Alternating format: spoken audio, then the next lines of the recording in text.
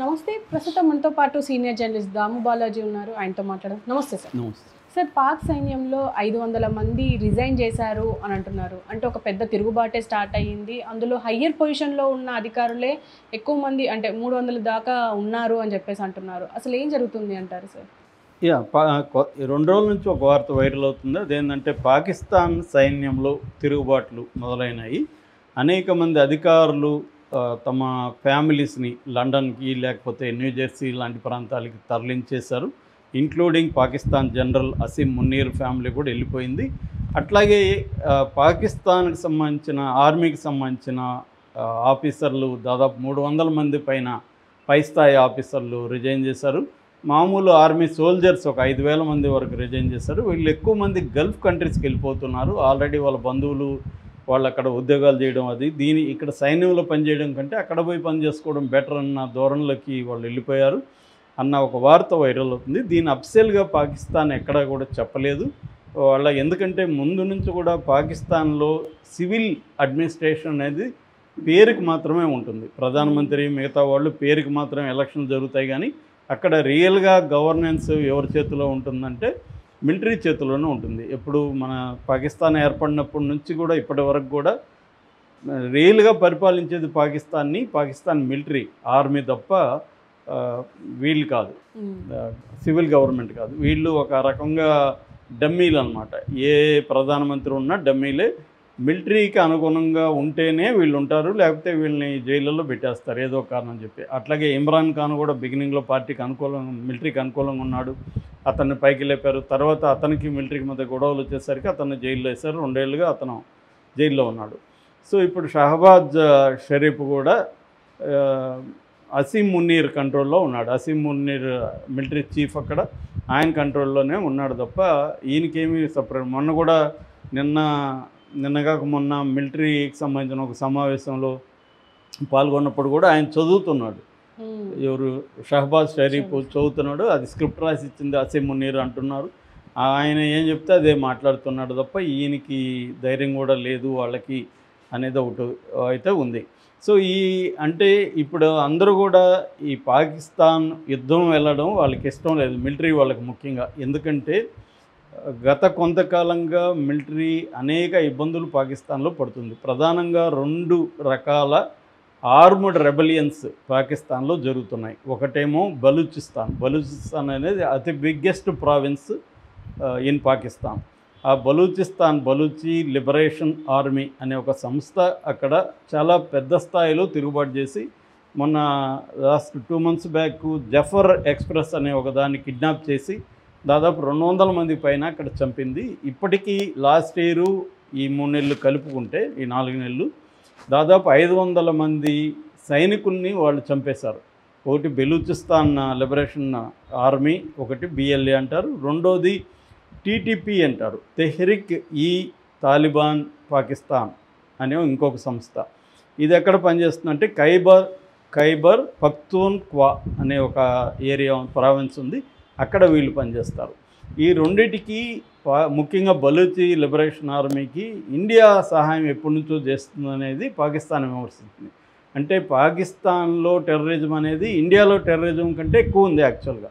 Last year Pakistan మీద 1100 దాడులు జరిగాయి, టెర్రరిస్ట్ అటాక్స్.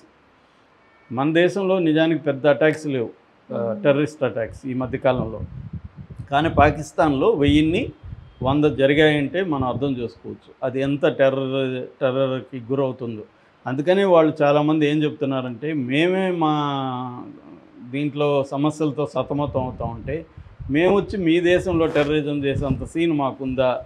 మేము క్లీన్ చేసుకోలేక మేము మా సైనికుల్ని రోజు బలిపెడుతున్నాము. సో ఇటువంటి పరిస్థితిలో మేము మిమ్మల్ని కిలికి మీద యుద్ధం చేసుకునే పరిస్థితి మాకు లేదు. అసలు ఏంటంటే ఫైనాన్షియల్గా అతి దారుణంగా ఉంది పాకిస్తాన్ పరిస్థితి. వాళ్ళు అతి దారుణమైన 20 నుంచి 35% ఇన్ఫ్లేషన్ ఉంది. రేట్లన్నీ అతి దారుణంగా పెరిగిపోయినాయి. పాల ప్యాకెట్ లాంటివి 300, 400 ఇలాగ ఉన్నాయి అక్కడ. అంటే మినిమం నీళ్ళు అవి తీసుకునే పరిస్థితి లేదు. ఇప్పుడు టీలు తాగొద్దని కూడా గవర్నమెంటే సజెషన్ ఇచ్చింది, ఎందుకంటే టీ పొడి ఇంపోర్ట్ చేసుకోవాలి. ప్రతిదీ ఇప్పుడు ఫర్ ఎగ్జాంపుల్ మందులు 40% నుంచి 50% మందులు ముడి మందులు అంటే వాళ్ళు మందులు తయారు చేయాలంటే ఇవి ముడి ఉండాలి, అవి ఇండియా నుంచి వెళ్తాయి. ఇప్పుడు వాళ్ళు అవన్నీ కూడా బ్యాన్ అయిపోయినాయి కాబట్టి ఇంకా కష్టాల్లో ఉన్నారు. సో పాకిస్తాన్ ఎకనామిక్ కష్టాల్లో ఉంది. Bailout IMF international monetary fund bailout చేయడం వల్లనే అది సర్వైవ్ అవుతుంది. ఒక పక్క చైనా తన అవసరాల కోసం $30 బిలియన్ వర్త్ ప్రాజెక్టులు అక్కడ చేస్తుంది.